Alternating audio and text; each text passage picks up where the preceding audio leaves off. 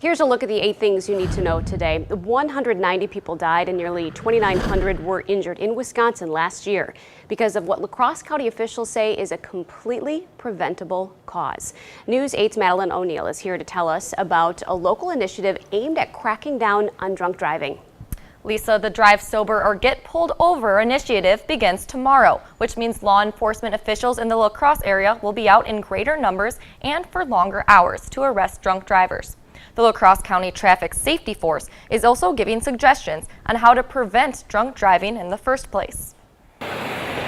In La Crosse, there are plenty of opportunities to drink. So having a plan going into your event is something key. That's why the La Crosse County Traffic Safety Task Force is partnering with local law enforcement for the Drive Sober or Get Pulled Over campaign. Officers will be patrolling in greater numbers and for longer hours to arrest drunk drivers before they kill or injure themselves or some innocent victim. But officials say OWI arrests alone can't solve the problem. This is entirely preventable. So they're making suggestions to stop potential drunk drivers from ever getting behind the wheel, including one you can keep in your back pocket. I actually use the Drive Sober app myself. This Zero in Wisconsin app can be downloaded on your smartphone. It hooks you up with taxi cabs.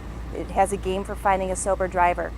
It's very easy. Another tool is just a phone call away. We're proud in La Crosse County that we have one of the largest, most successful safe ride programs there is. Before going out, the La Crosse Tavern League suggests asking the bars if they participate in the Safe Ride program. It's actually free to all the customers. No questions asked. We want you home safe. And if you aren't sure whether you have the green light to drive, there is one way to tell. If you're feeling buzzed at one of these events or out at night, chances are you're past the legal limit of .08. At the end of the night, it's always better to be safe than sorry. We'd hate for their fun night to end in a drunk driving arrest.